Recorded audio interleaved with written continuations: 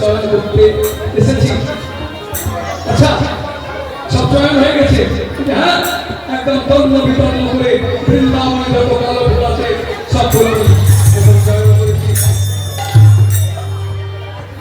গোবিন্দ বলছে তাহলে দুটি দেখো, একটু ভালো করে দেখো, একটা ফুল ছেড়ে দিয়েছি, ছেড়ে দিয়েছি আমি এত তন্ন বিতন্ন করে যত বৃন্দাবনে কালো ফুল আছে সব চয়ন করে নিয়েছি, ছেড়ে দিয়েছি দুটি। ওই দেখো তোমার সামনে একটি কৃষ্ণ ফুল পড়ে রয়েছে, আর তুমি তো আমার সামনে তুমি পড়ে আছো।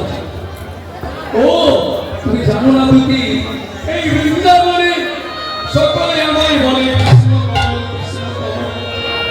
কৃষ্ণ বলতে কালো, আর কমল বলতে কমল, কমল বলতে পদ্ম। আমাকে সকলে বলে কৃষ্ণ কমল, তুমি আমায় নিয়ে চলো না,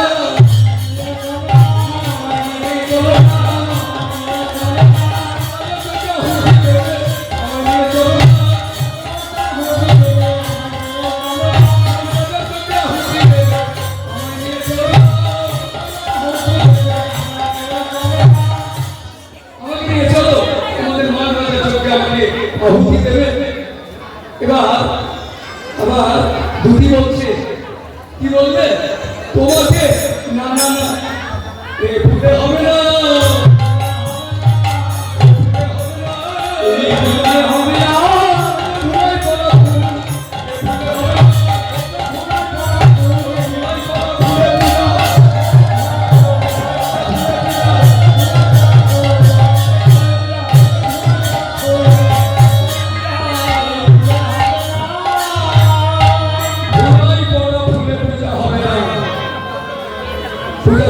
বলে মায়েরা একমাত্র শিউলি ফুল ছাড়া শিউলি ফুলতে ধোলাই করে না, ওটা দিয়ে ওই ফুলকে কাজটা ধোলাই করা সব ফুলকে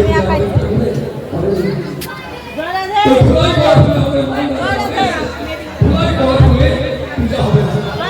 গোবিন্দ মামা ধোলাই করে আছে তো, তখন বলতে ভাবছে ও আমি ধোলাই করে আছি, তখন ধুলো থাকছে। बुद्धि बोलছে তোমাদের উৎসব কি হে তোমার নিতে আসে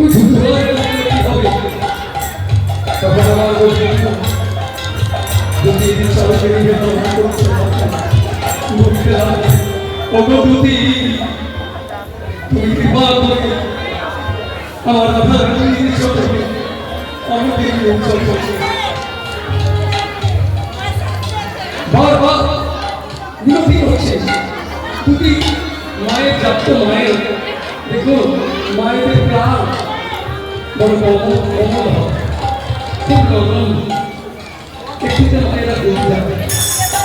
তাই এত কমল প্রাণ বারবার যখন গোবিন্দ বলছে তখন বলতে পেয়েছি এত যখন বলছে আমি তোমাকে নিয়ে যেতে পারি, কিন্তু একদম ওই সঙ্গে আমি আগে যাবো আর তুমি আমার অনেক পেছনে থাকবে, যাতে আমার আধারে না বসতে পারে, আমি তোমাকে সঙ্গে করে নিয়ে এসেছি। গোবিন্দ বলে তাই করো। তাই আমার গোবিন্দ আজ দুটি পশ্চাতে পশ্চাতে চললে দুটি অনুগত হয়ে চলিল রে।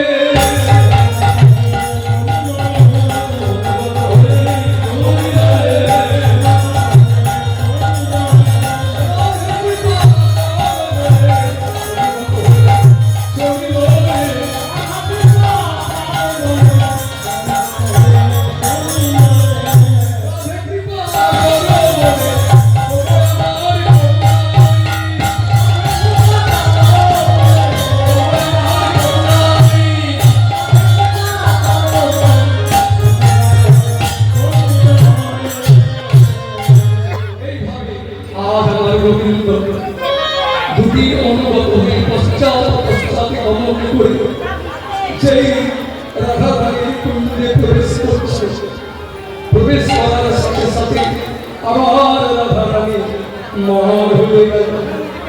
কি বুঝলেন মায়েরা? একটু আগে বললাম গোবিন্দ যখন কুণ্ড ছাড়া হয়ে যায় তখন আর মান থাকে না। আমার যেই কুণ্ডে প্রবেশ করে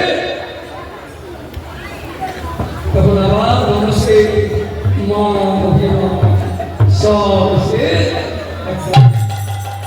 বসে যায়, দখল করে বসে। এই তো আমাদের অবস্থা। তাই আমার বসে গোবিন্দ আমার বন্ধু কি রায় যাব কারণ দারহি